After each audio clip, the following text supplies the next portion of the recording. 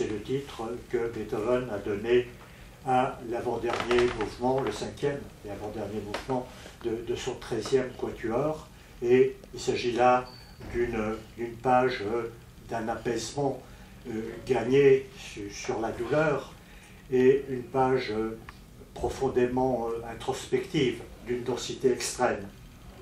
Dans Cavatine, écrit Bernard Siméon dans le corps du livre, il faut entendre la racine latine, cavare, creuser, et de fait, creuser, désenfouir, ramener au jour, c'est à cela que s'attelle Cavatine. Entendu ainsi, le titre désigne précisément le mouvement que le livre introduit. Bon, de quoi s'agit-il très simplement? Parce que la plupart des gens ici ont lu Cavatine, donc je vais aller vite.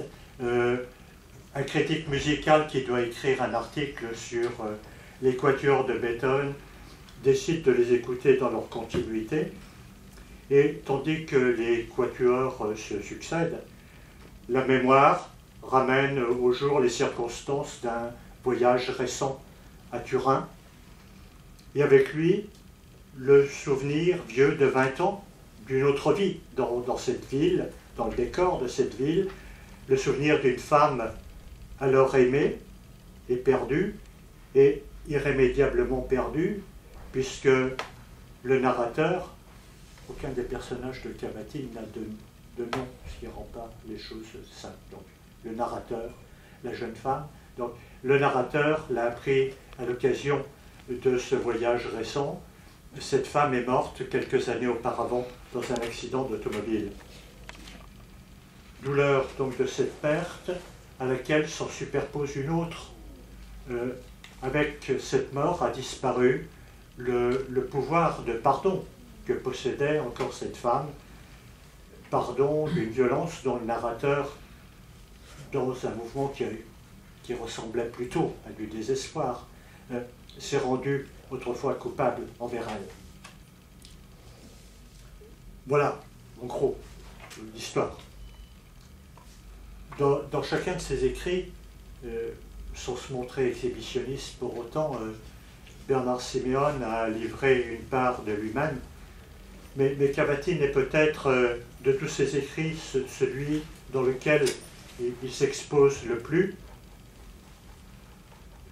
D'un côté, sur le versant intranquille de sa personnalité, dans ce qui relève de la trame fictionnelle sur laquelle l'histoire est bâtie, et puis à travers la place qui est accordée à la musique, à la ville, à l'Italie, par la place aussi qui occupe le monde comme il va, mal, dans des manifestations politiques et sociales que Bernard Siméon a toujours à la fois passionnément et douloureusement scruté.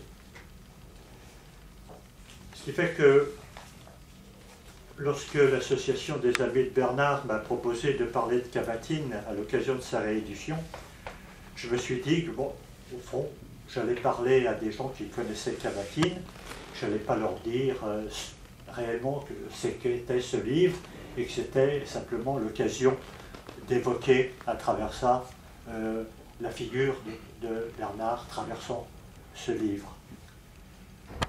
Ce que j'ai fait, peut-être à tort, mais enfin je l'ai fait, et simplement en relisant pour l'occasion Cavatine, j'ai eu l'occasion de me rendre compte aussi à quel point ce livre n'usurpait pas son titre, c'est-à-dire à quel point il ne cessait d'approfondir cette thématique, ne cessait d'entrecroiser ses motifs, ne cessait d'extraire des dérivées nouvelles.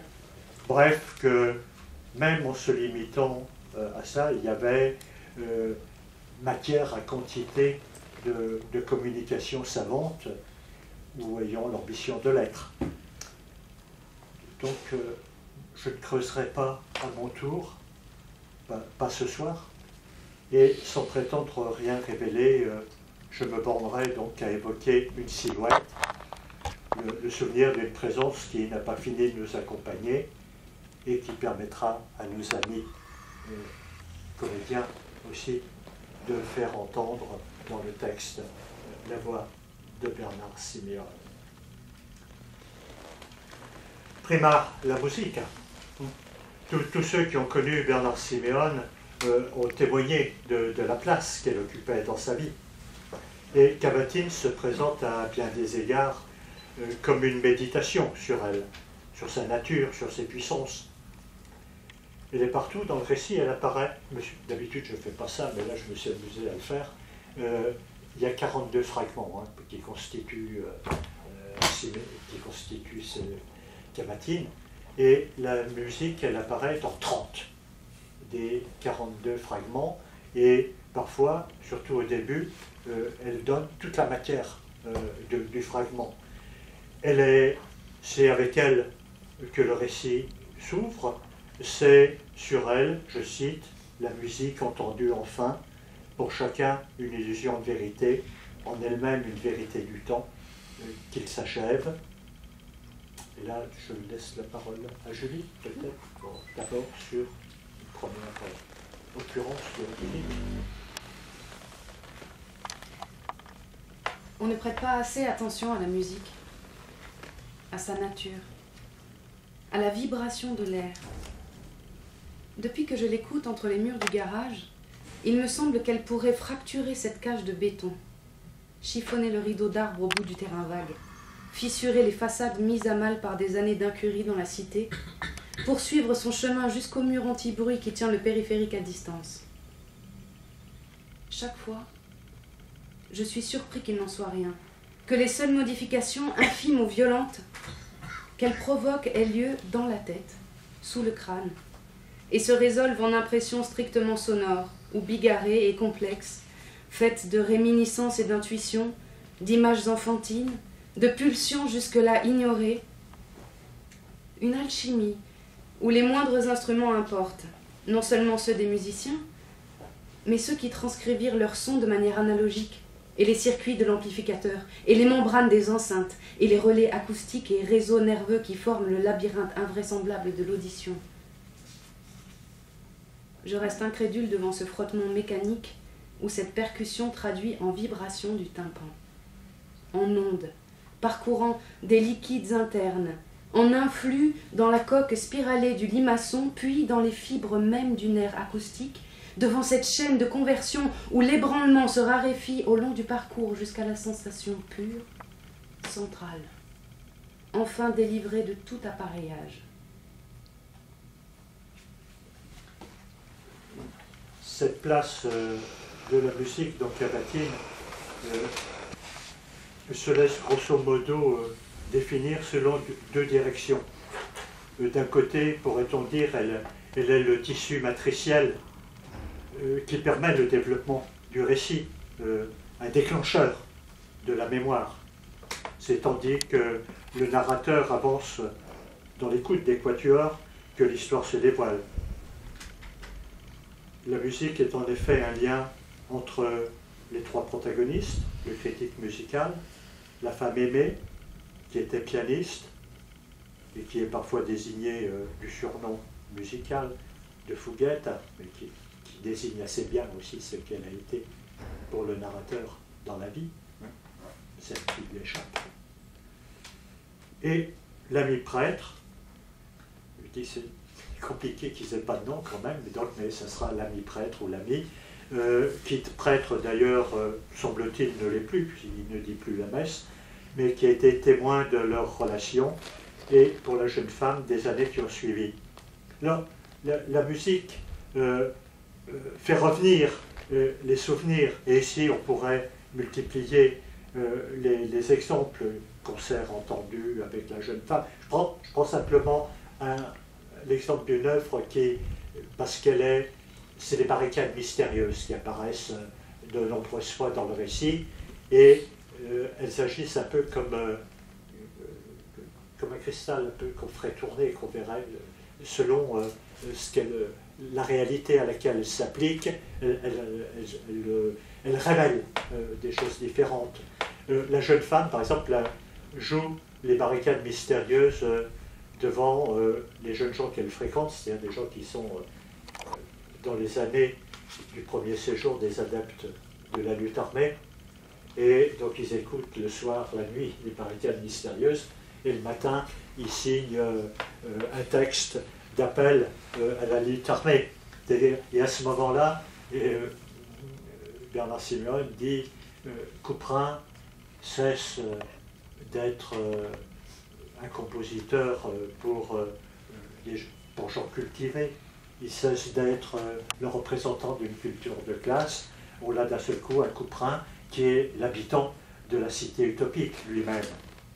Mais à ce versant utopique, les barricades mystérieuses, à côté de ce versant, elles s'identifient aussi pour le narrateur au visage, au corps de la jeune femme. Et là, on a un souvenir aimable. Elle la désigne aussi, elle, les barricades, dans ce qu'elle a d'inatteignable. Elle nomme le secret qu'elle n'a cessé d'opposer à l'homme qu'il aimait. Je pense que si vous connaissez les barricades mystérieuses, beaucoup de gens les connaissent. Bon, ça agit évidemment, c'est un titre très beau, c'est une pièce de Couperin qui est à l'origine de comme ça, et elle doit son titre un peu énigmatique à l'apparence graphique de la partition, à l'importance de l'écriture harmonique, verticale. Mais évidemment, il y a le jeu avec tous ces militants politiques.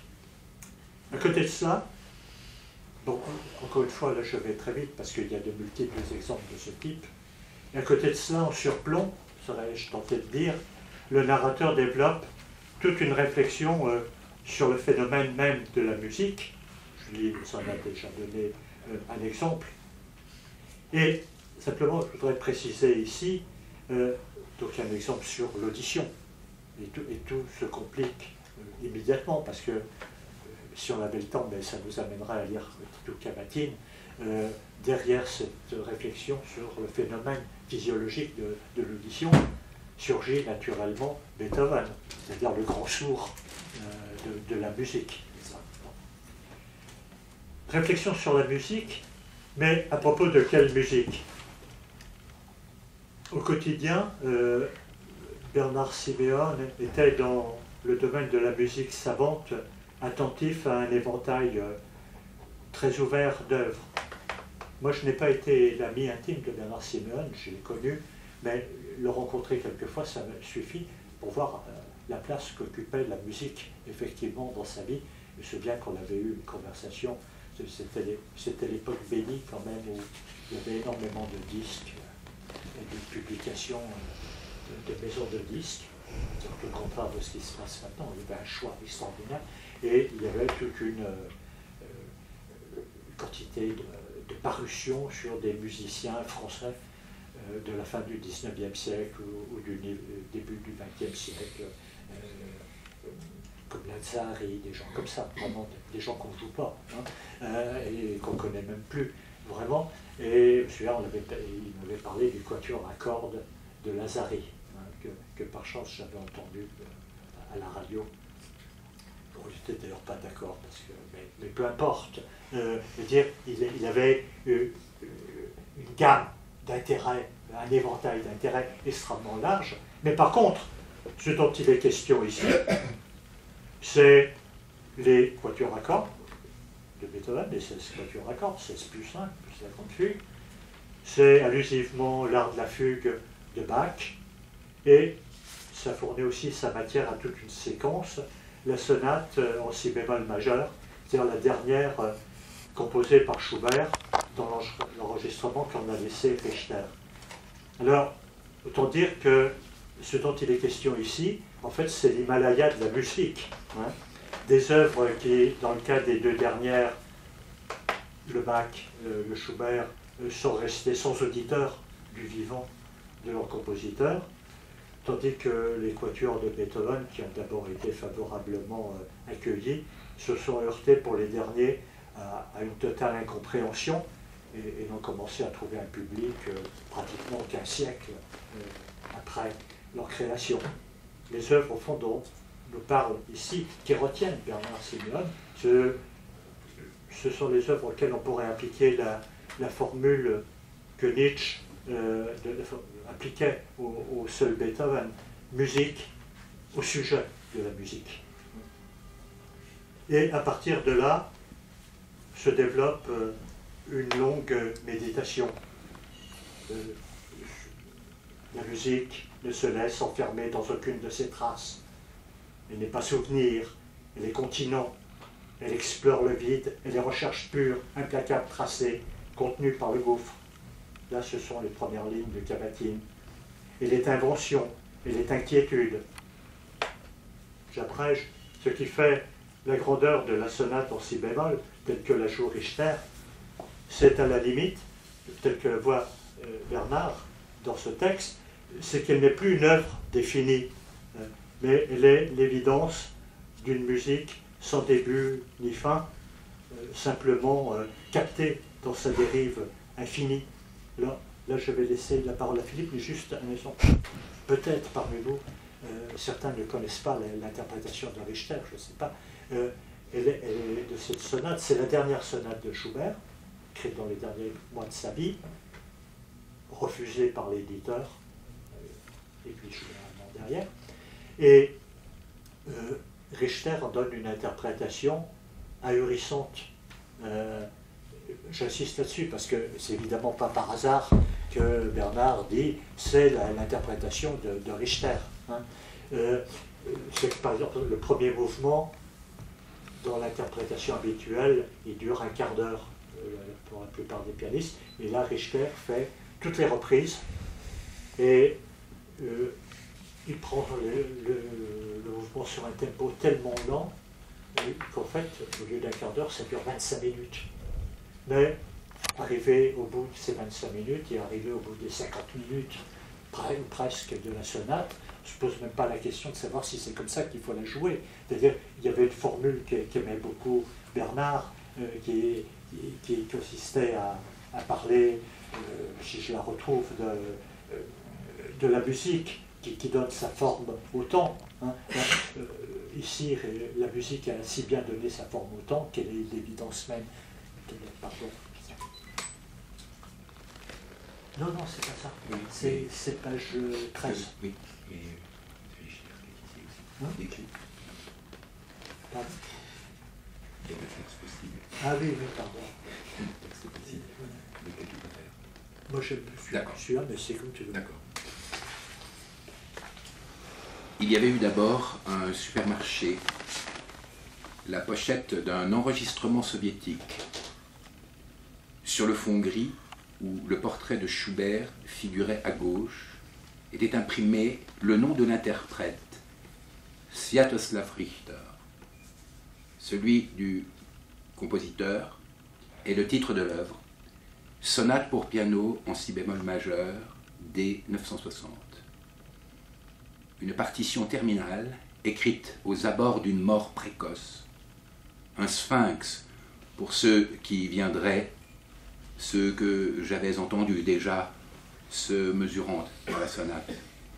Mais l'évidence d'une musique sans début ni fin, simplement captée dans sa dérive infinie, sans qu'on la retienne comme ce jour-là dans le diamant, toucha le sillon du disque et donna autant une forme dans la pièce où j'écoutais, où les notes se condensaient à peine, déjouant la ruse qui voulait extraire d'elle un sentiment, une émotion reconnaissable, une définition, note capable, d'un instant à l'autre, de secrètement se contredire jusqu'à la mort des repères, des comparaisons, dans la musique, enfin musique, une telle évidence, je ne l'avais encore jamais connue. Sous les doigts de Richter, le premier, une étendue transitait par la sonate, sans se confondre avec elle, et sur sa plage ressassante, improvisée, ce qui charpentait d'ordinaire l'écoute, la tonalité, le devenir, le chant, le silence, scintillait puis retournait à l'informe. L'œuvre ne vivait plus de s'opposer, mais d'une immensité indistincte, et suivait son cours, délivrée du bon comme du mauvais sort. À cette musique, il ne pouvait rien arriver. Elle échappait au destin, peut-être parce qu'elle était le destin lui-même sur le point d'échapper.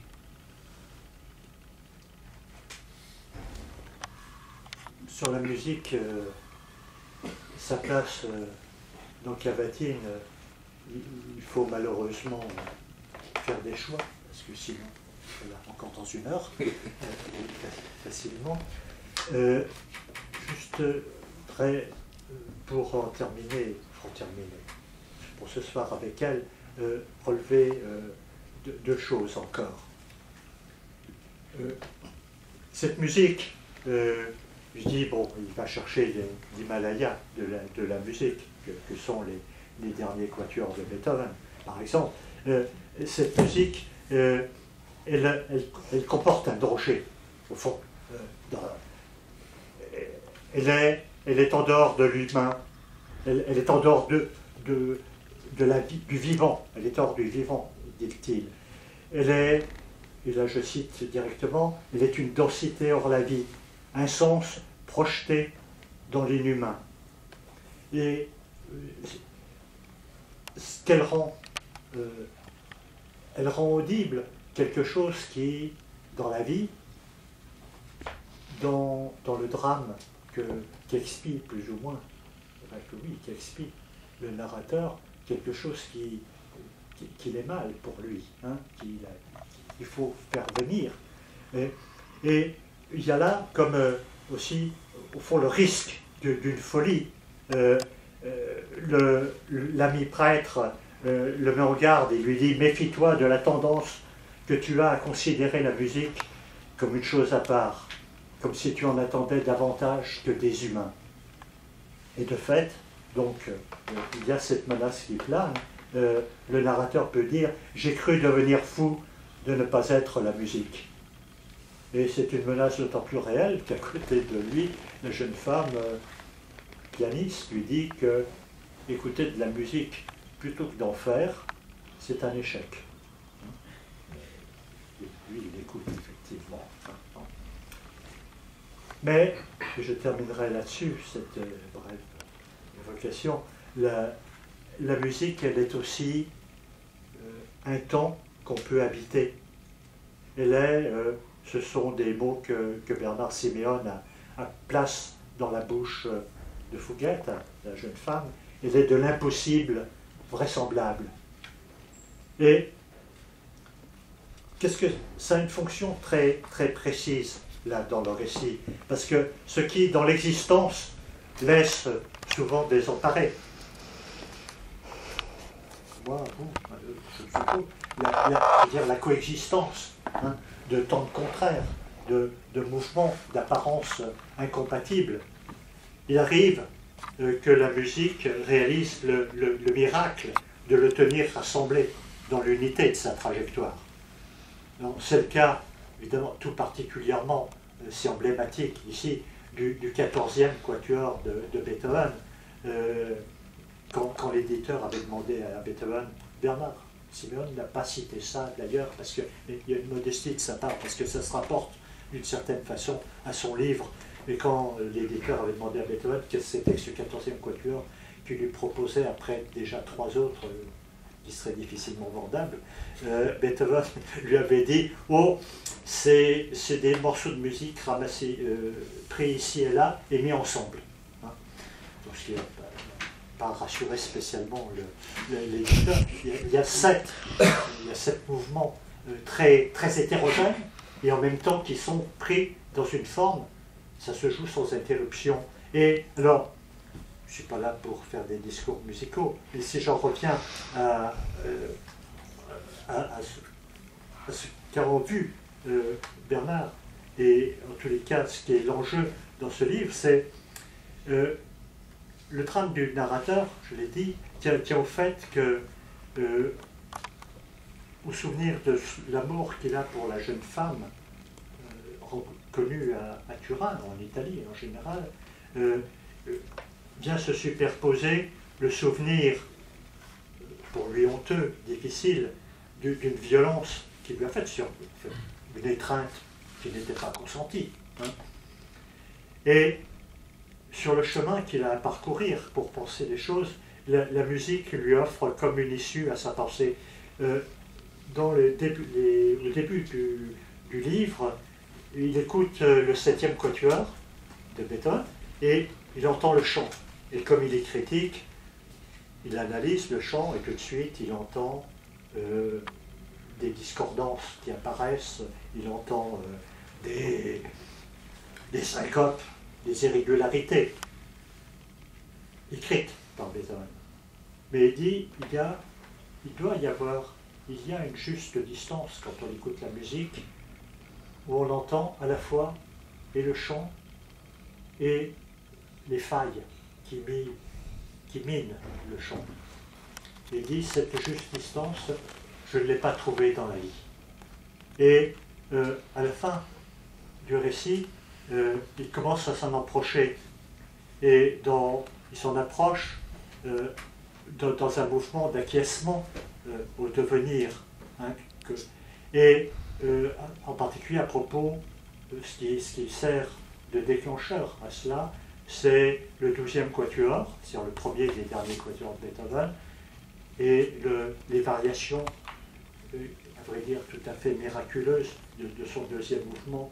Alors, qu'est-ce que c'est qu'une variation? C'est quelque chose qui est issu du thème, qui retient le thème, et qui en même temps le transfigure, l'oublie. Hein. Et la musique, elle est au fond cette promesse pour lui que, avec le travail du temps, le travail du deuil, l'acceptation de la mort de cette jeune femme, c'est quelque chose que la musique lui promet et qui va advenir dans la vie. Je te laisse la partie, Philippe. Une puissance corrosive, esprit de variation, poussé à l'extrême de sa logique, pénètre l'adagio du 13e quatuor.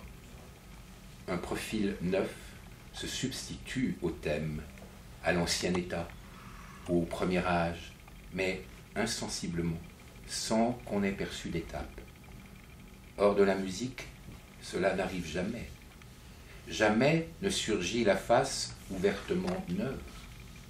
Toujours le souvenir encombre, offert à des variations infirmes, qui ne sont pas la musique, mais la singe. Ici, le thème n'est plus repérable, parce que tout est devenu thème.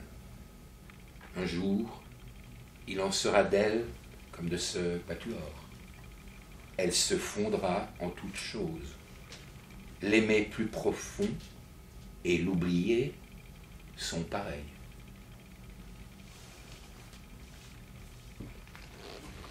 Deuxième présence que je voudrais évoquer plus rapidement, maintenant, c'est celle de Turin, dans Cavatine. Bon, quiconque aime les villes sait quel espace de projection elles peuvent être, combien leur configuration, les variations d'attraction à l'intérieur de leur tissu, les lignes de fuite, les arrière-fonds qui se dévoilent peuvent apparaître au marcheur tantôt comme un miroir qui lui est tendu, tantôt comme un grimoire à décrypter. Dans les deux cas, c'est une promesse de connaissance de soi ou de l'autre, quand on fait l'inventaire des quartiers qui l'ont vu vivre, des trajets qui ont été les siens. C'est que Bernard entretenait une relation particulière, privilégiée avec Turin, et on n'a pas de mal à entendre sa voix derrière celle du narrateur de Cavatine lorsque celui-ci dit « dans cette ville qui est au fond ma ville, la ville de cœur ». Turin est ainsi présent dans ce qui est comme à son principe, son plan géométrique, ses rues, arcades, sa profondeur derrière les façades, présent dans des indications cartographiques, d'ailleurs plus que dans des descriptions. Et l'espace de la ville, ici, va servir aussi d'espace d'identification pour celui qui a déjà rêvé d'être la musique. Quand je suis ici, je suis Turin, dit en effet le narrateur, mais c'est en réponse à une remarque que lui fait la jeune femme. Quand tu es ici, on dirait que tu n'es personne, lui dit-elle. Ainsi, Turin, qui est un espace de projection, est aussi le lieu d'une des possessions. L'aimer voulait dire ne jamais l'habiter vraiment, être toujours sur le seuil, douter qu'elle eût un centre. Les mots de Bernard Simeone, pour en parler, font écho à ceux qui étaient déjà les siens dans le chapitre Instant de Turin d'Aqua Fondata. À peine émise la possibilité d'un centre, la ville renvoie les pas vers la périphérie, comme si centre et pourtour restaient inabordables séparément et n'existaient qu'à travers leur dialogue. Mais bien évidemment, quand il dit ça de Turin, il parle aussi de la jeune femme. Hein, il suffit de répéter la phrase pour l'entendre. L'aimer de son rapport impossible. Hein, enfin, la barrière, la barricade mystérieuse qui l'opposait. L'aimer voulait dire ne jamais l'habiter vraiment, être toujours resté sur le seuil, douter qu'elle eût un centre, vont rester toujours à la périphérie d'une relation. L'essence de Turin, est-il dit encore dans Aqua Fondata, est celle d'une ville occupée à n'en montrer aucune, et l'ami prêtre, qui déjà l'a mis en garde contre certains effets de la musique, le met en garde contre l'idée que la ville possède un secret qu'on pourrait découvrir une fois pour toutes. Personne, ajoute-t-il, ne peut ressembler à Turin. Mais c'est aussi, j'ai déjà fait allusion à la femme, la ville où le narrateur espère retrouver la femme qu'il a perdue, et ça le faire dans la portion du monde qu'avait saisi son regard, écrit-il, le chemin ou le labyrinthe qu'elle y avait creusé. C'est-à-dire qu'au fond, la même folie guette qu'à propos de la musique. Et on pense naturellement à la peinture métaphysique que les grandes cités italiennes ont inspirée. Ce qui trouble le plus ici étant que, et là je cite Cavatine, le mystère le plus angoissant puisse être offert sous une forme habitable. Mais, et c'est le mouvement de Cavatine, c'est-à-dire au fond toujours remettre en cause d'aller creuser un peu plus loin, habitable, dans quelle mesure est-ce le cas? On ne marche pas dans Turin sans penser à Pavèse. Pavèse qui à son tour, dans le texte, devient Turin, mais Pavèse que Turin n'a pas su retenir. Et la figure de l'auteur du métier de vivre n'apparaît décisivement que dans le dernier quart du récit, mais elle est dès lors une présence vraiment insistante, et plutôt que d'ailleurs de continuer, je vous laisse la parole à nos amis lecteurs.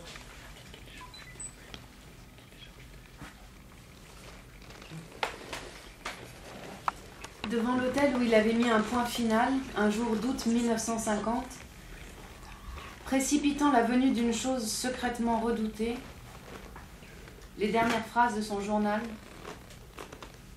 plus qu'elles ne résonnaient en moi, se confondaient avec la place, comme si la place elle-même les avait prononcées. Je ne savais plus ni le numéro de la chambre, ni la vue qu'il pouvait avoir de la fenêtre. Voyait-il la place ou l'une des arrière-cours qui abondent à Turin? Les phrases dont je me souvenais ne disaient pas seulement sa mort, mais prenaient un autre sens, alors que les réfugiés vus à mon arrivée 3 jours plus tôt se trouvaient encore concentrés à cet endroit de la ville. J'avais voulu revoir l'hôtel, passer devant son entrée à nouveau. Le nom de Pavèse évoquait à la fois la conscience et l'immaturité. J'avais connu comme lui l'angoisse de Turin au mois d'août. Les mots qu'il avait écrits dans la ville déserte, au seuil de la guerre froide, ne laissait subsister aucun espace entre la tragédie collective et le désastre privé. Depuis notre retour de Comacho, j'étais moi aussi dans cette autre forme de désert où le trop-plein ressemble à un vide. Tout venait nourrir la hantise, tout convergeait. Au bord de la place, alors qu'il suffisait de tourner la tête et d'apercevoir la verrière de Porta Nuova pour imaginer la ligne de fuite des quais, ce qui m'envahissait depuis que je la savais morte ne formait qu'un avec ce que je voyais à quelques mètres, des centaines de personnes privées de nom et d'histoire, devenues simples victimes. Objet soudain monolithique de compassion, loin du vertige qu'on perçoit en chaque être humain. Victimes, réfugiés, non plus dédales de pulsions et de sentiments, de contradictions, de doutes, ni vérité vivante derrière des équations, mais éponges absorbant une pitié simplificatrice. Au fond du drame, on croyait entendre le soulagement que procure l'usage du quotidien, la redistribution des rôles. Mais pour moi, de rôle il n'y en avait pas, juste un regard muet sur une foule absente.